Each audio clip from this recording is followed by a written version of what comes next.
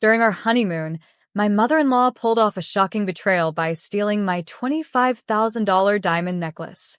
When we got home and I asked her about it, she exploded in anger. She slapped me hard and pushed me against the wall. To my surprise, my husband stood by her side. Heartbroken, I left the house, planning my revenge. They had no idea I had a big surprise coming that would change everything. My name is Lisa, and I'm a 30-year-old software developer living in San Francisco. When I think back to my life, I can still remember the excitement of my wedding day, the hope I felt for the future, and the way my heart swelled with love for my college sweetheart, James.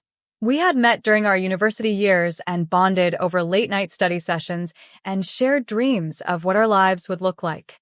I thought I had found my perfect partner. But as the saying goes, the path to true happiness isn't always smooth. Shortly after we exchanged vows, I realized that my fairy tale was beginning to unravel.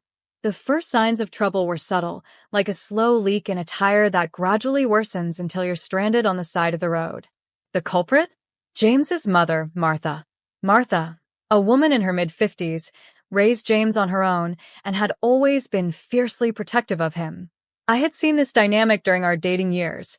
She often called him several times a day, insisting on knowing his whereabouts and opinions on everything. I had assumed it was just a quirky part of their relationship, something I could work around.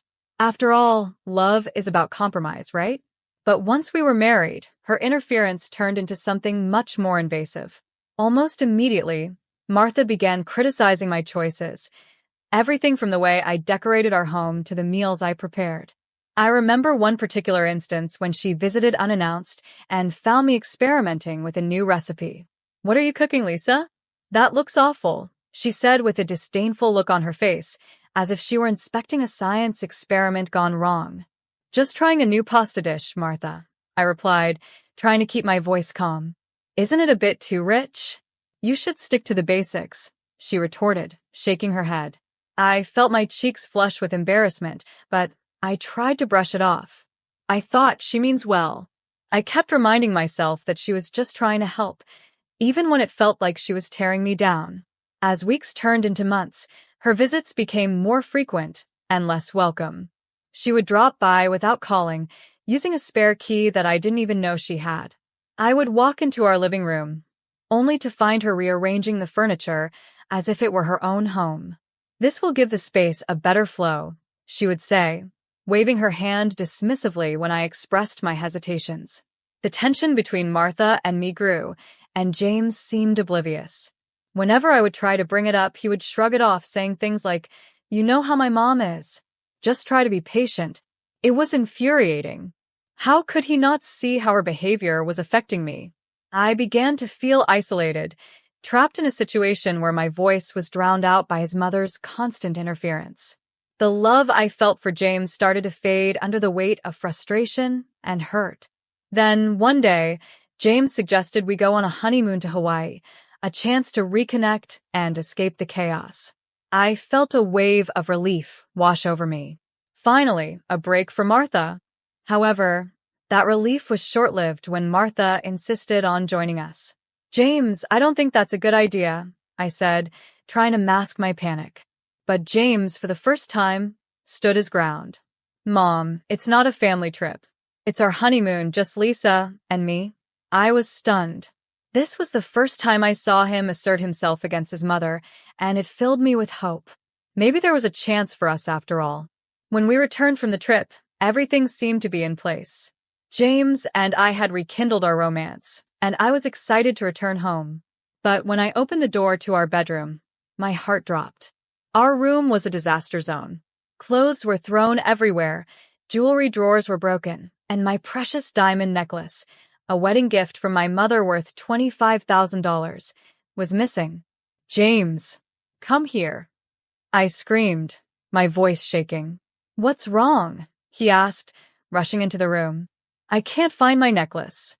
Look at this mess. What happened here?" I gestured wildly at the chaos. James's face paled as he surveyed the room. "I don't know." "This is so strange," he muttered, confusion and concern etched across his face. Desperate, I turned to him. Do you think it could be? No, Lisa. I can't believe my mother would do something like this, he interrupted, his tone defensive. I swallowed hard, feeling a knot form in my stomach. But deep down, the suspicion crept in. I couldn't shake the feeling that Martha was somehow involved. I needed to find answers. That night, sleep eluded me as I tossed and turned, haunted by the disarray of our bedroom and the absence of my cherished necklace.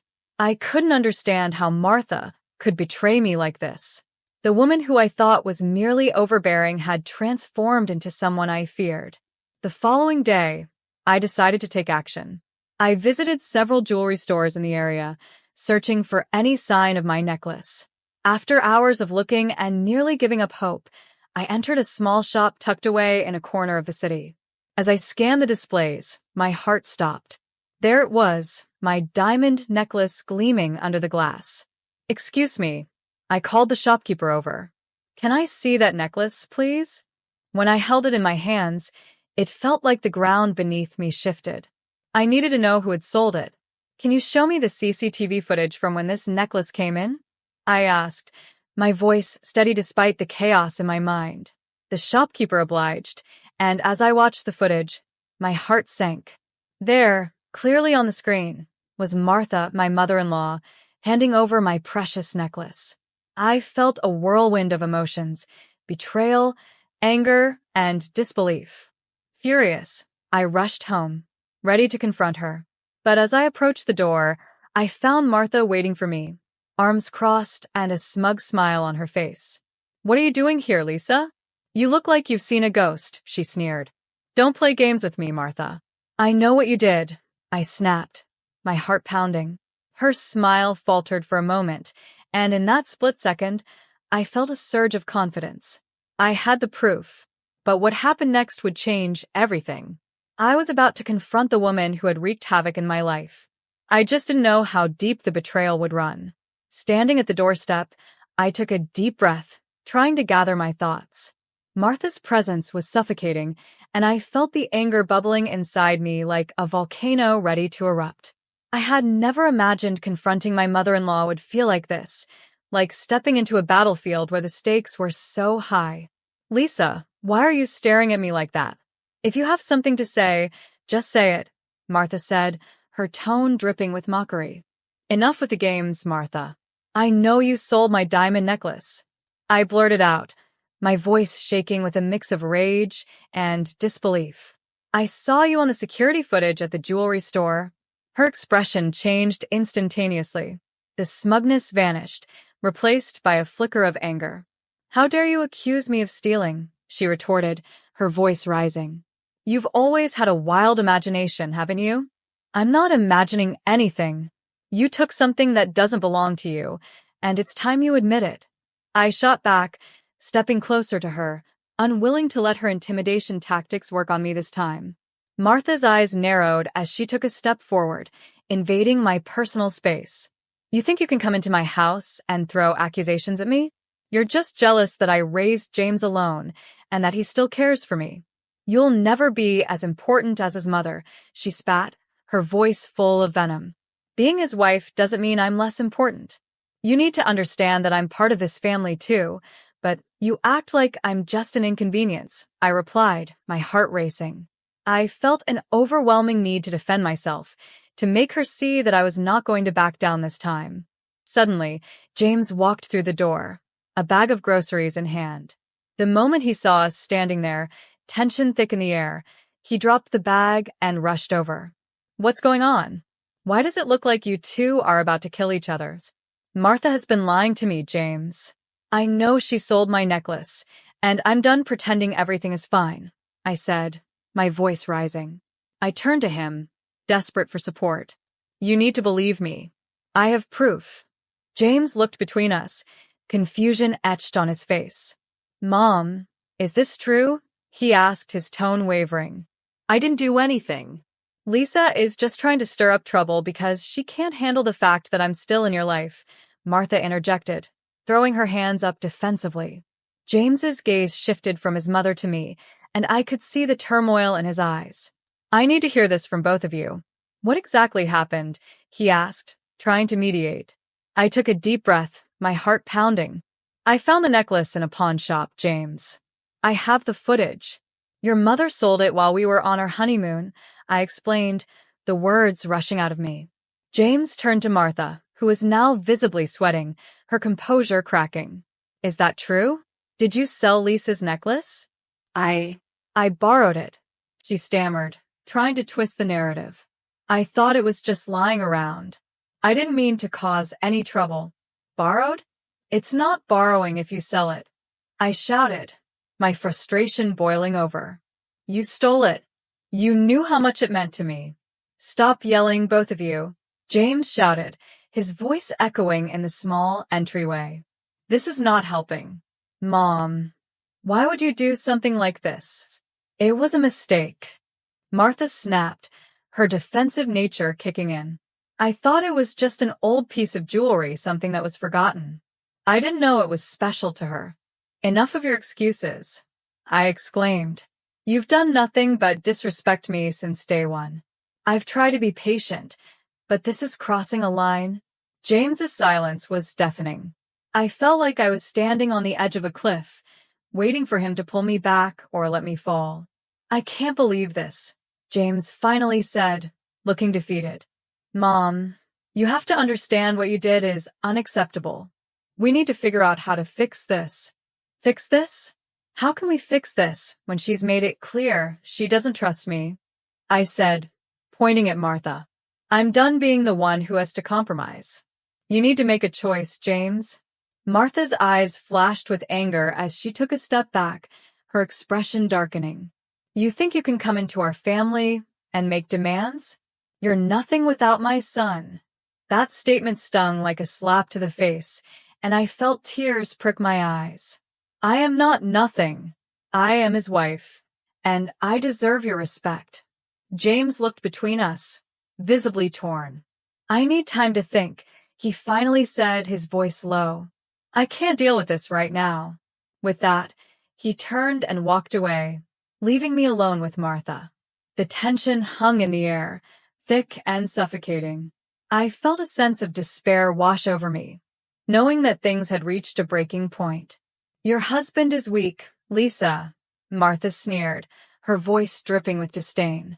You'll never win this fight. I will always be his mother. In that moment, I knew I couldn't stay in this toxic environment any longer. I felt like a puppet on strings, and it was time to cut them. I needed to reclaim my life, my identity, and my dignity. With that thought, I turned on my heel and walked out, determined to find a way to seek justice for the betrayal I had suffered. Leaving James and Martha in that heated moment was one of the hardest things I had ever done. I felt like I was walking away from my marriage, but I knew that staying would only lead to more heartache. As I drove back to my mother's house, my heart raced with a mix of fear and determination. I couldn't let Martha's betrayal go unpunished. When I arrived, my mother was in the kitchen, humming to herself as she prepared dinner. The smell of her famous lasagna filled the air, and for a brief moment, I felt comforted. But the weight of my troubles came crashing back as I recounted the events of the day. Oh, sweetheart, I'm so sorry you're going through this, my mother said, her eyes filled with concern.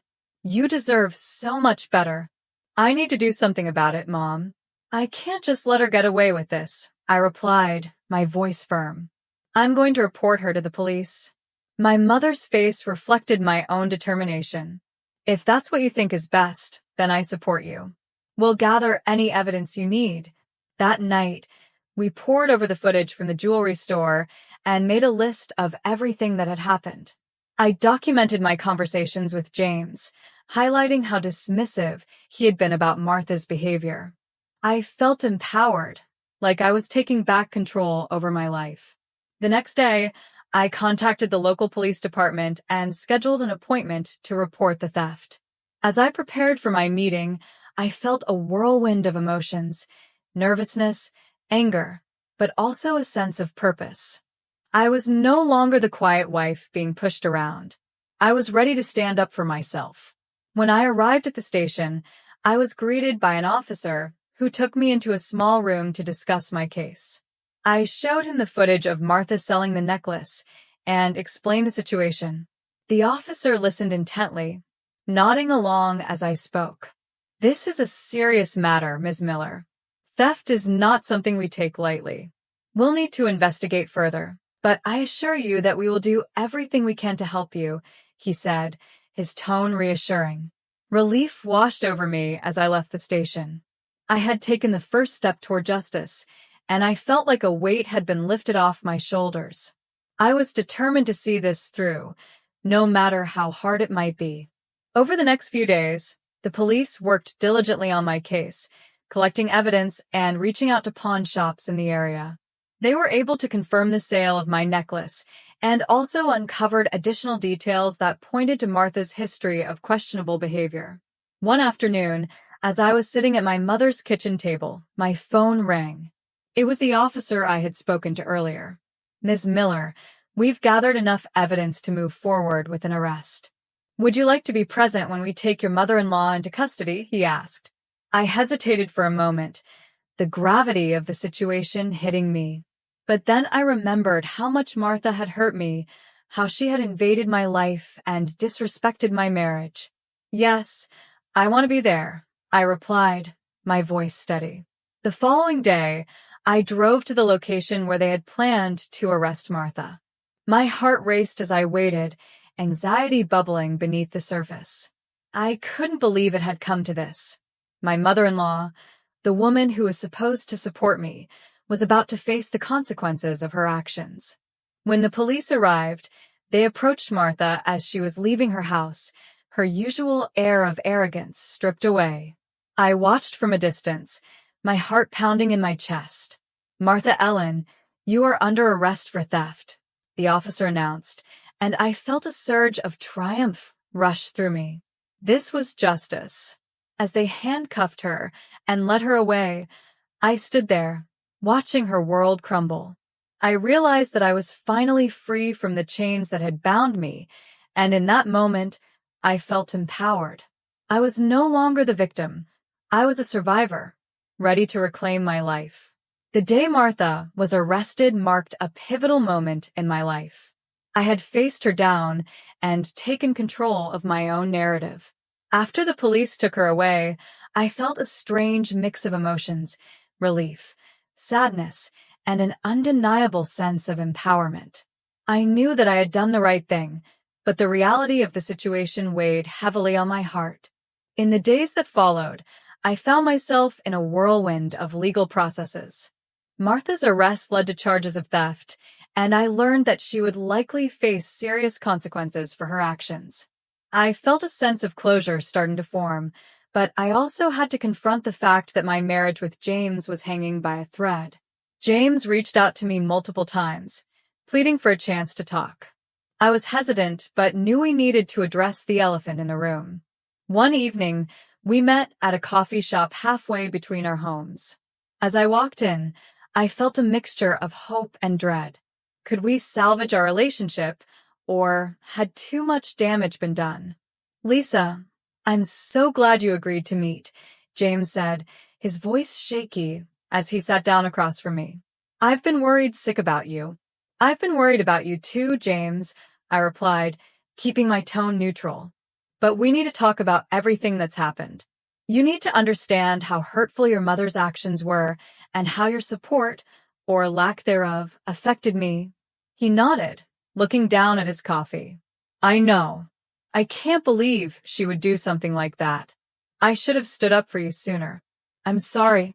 "Sorry isn't enough, James. Your mother has caused irreparable harm," I said, my voice rising slightly.